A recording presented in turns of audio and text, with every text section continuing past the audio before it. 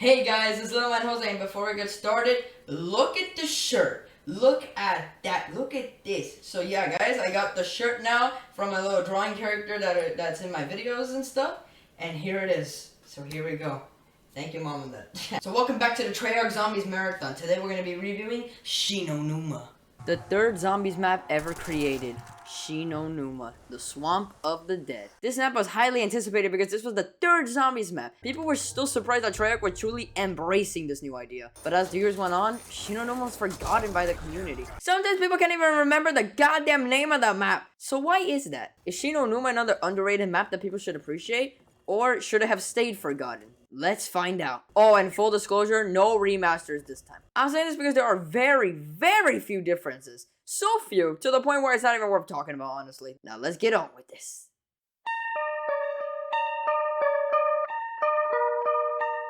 Yes! There's actually a story this time! And boy, do I got a lot to say. This is the first map to actually introduce a new crew, and this crew would go on to be in almost every single zombies map after this, in one reincarnation or another. But these are the OGs. They're called the Ultimus crew. We got Dempsey, a tough marine soldier who likes to kill zombies and swear a shit ton of times, and he loves breaking the fourth wall, by the way. We got Nikolai, the drunk Russian. He loves vodka and talking about his multiple wives. We have Takeo, the honorable Japanese swordsman who loves his country and his emperor. And now we have the final member, and undoubtedly the most important member. His name is Richtofen. He's a crazy German Nazi scientist who loves seeing zombies die, but in a weird, erotic way. As you can see, these characters are pretty much stereotypes. They were basically made for satire. But this map also has a story inside of its map. This character is going to a swamp to look for Peter McCain, who's a marine soldier like Dempsey. They found him except one big problem. He hung himself. I think that's pretty much it for the story, but there is one thing that is interesting. In one part of the map, you see this big-ass meteor that has the color blue oozing from it. At least in the remasters. The original was just lava for some reason. Later on in the lore, we actually find out what this thing is, and why the creators made it blue. Well, Richtofen said a pretty interesting quote for when he saw the meteor. Oh, that rock!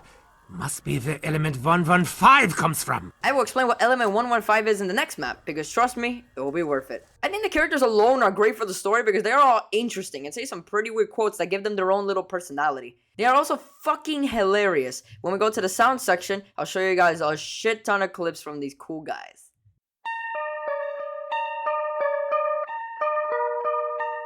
Now this map visually is incredibly different from the others. Nogden and Varuk were Nazi-based and used generic places, an airfield and an asylum. But Numa tried something different. Instead of having Nazis, we are now in Japan. The zombies are dressed like the Japanese soldiers from the campaign, meaning that not only Nazis turn into zombies, but also the Japanese soldiers. They also have incredibly orange eyes compared to the Nazi zombies. The map itself looks like a dirty swamp. There's mud everywhere, campsites, a fucking flogger trap.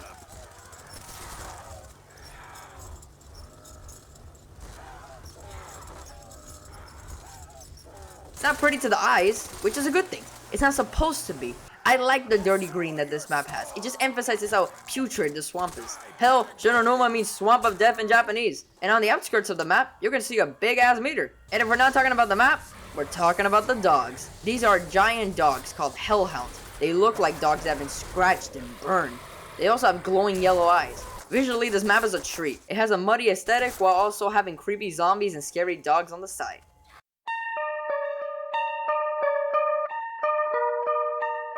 I have so much to talk about in this section, and it's because of these four masterpieces. Dempsey, Nikolai, Takeo, and Richtofen.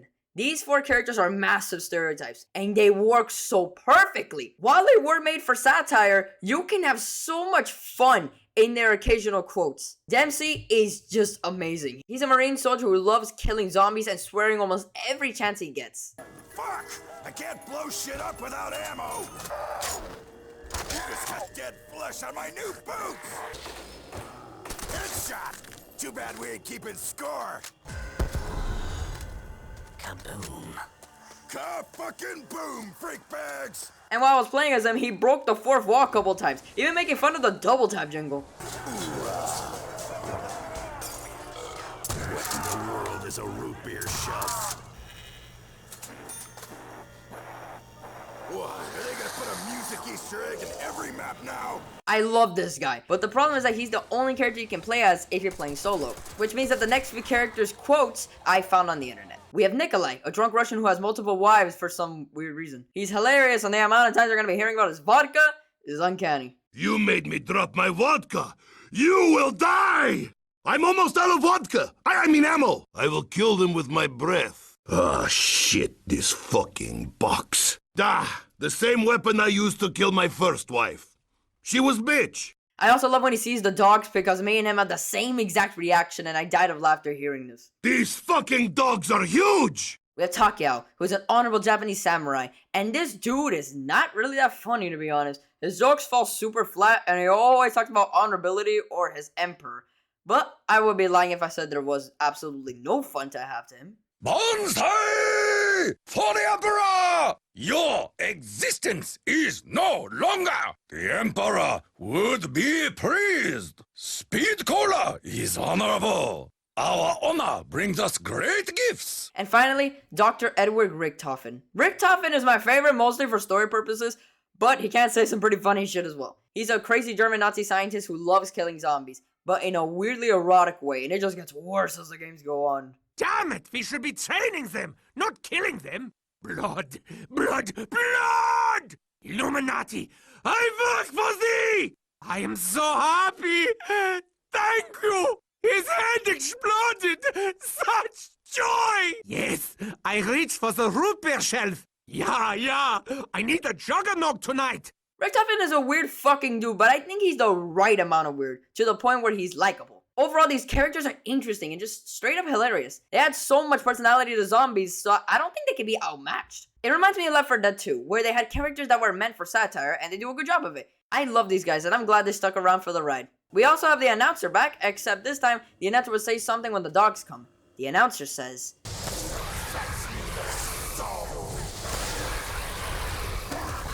Makes you wonder why the announcer's speaking in first person. Is this announcer trying to kill us? And now we have the soundtrack, and I will say the soundtrack is mighty fine. You get another music Easter egg, and this song is called The One. It's a decent bop of a song. I can dig it.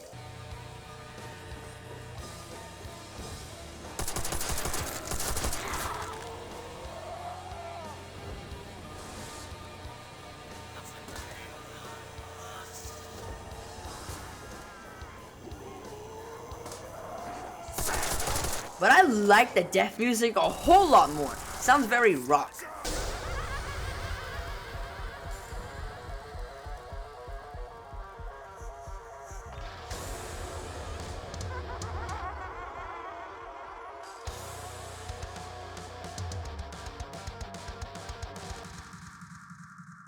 It even plays a little bit of it when you finish the dog rounds.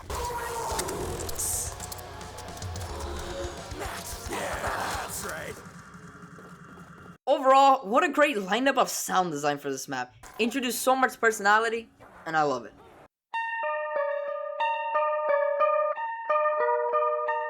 The gameplay of Shi no Numa is very RNG based the more I think about it. There are 4 areas, with the middle being the main hub, and that's the only way that you can enter any of the 4 areas. However, they introduced a new feature for this map that makes it kinda difficult if your luck is shitty. When you go into a new area, you will see a whole mix mash of perks until one of the 4 perks lands in the area that you're in.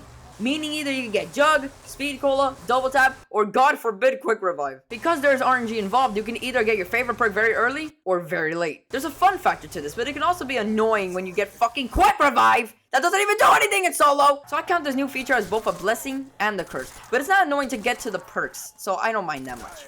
The map design is great and easy to remember. It feels big when it's really not. They added a new trap that's completely fucking insane. I mean, look at this.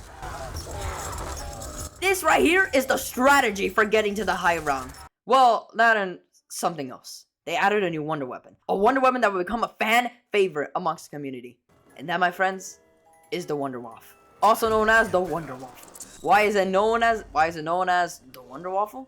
Well, let's just say a specific character made that a meme and now everyone uses it.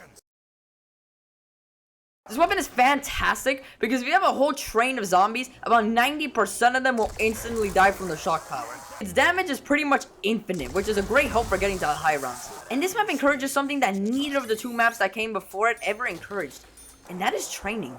Training has become a helpful strategy because the amount of space that this map gives you. The zombies don't run too fast, so it gives you a chance to run away if you almost get captured. And if you're training next to the flogger with a Wonder Waffle, you'll probably make it to the 30s. Speaking of that, this map is kind of glitched. There's a 24 limit zombie cap in solo, which means that the wonder weapon can kill about half of that. If you really wanted to take the time to use this training strategy, you can make it to the 1000s in terms of rounds. There is a dude who made it to round 10,000 on this map. But it also makes people think that this map is a little too easy.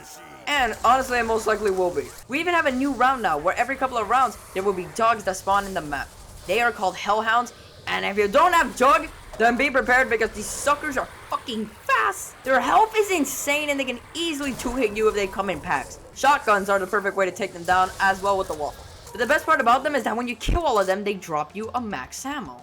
This helps even further with getting a high round, and I think it's a fair reward because of how crazy these big suckers are. However, I think the map is a little challenging. It's definitely the highest round I've spent so far on the World of War maps, with a high 22 rounds, but it was surprisingly challenging to get that far, and mostly because training with an LMG is more difficult than I imagined it to be. But it's probably easy for the veteran to learn the strategy inside and out. Overall, Numa's gameplay is luck-based, but it has a straightforward map design, dog rounds that give you max ammos, a sick wonder weapon that can carry you to the high rounds. What more can you want?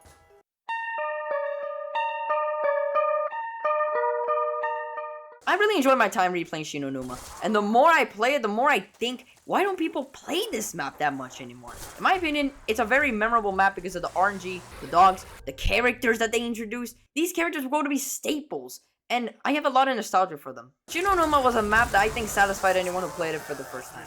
There's something about this map that's just so special, especially the World at War version. So I give Numa a 9 out of 10. Well, that's going to be the end of the video. If you guys enjoyed, like and subscribe. Numa was a fun ride. But now, we're going to the final map. Dice! So, I'll see you guys in the next review.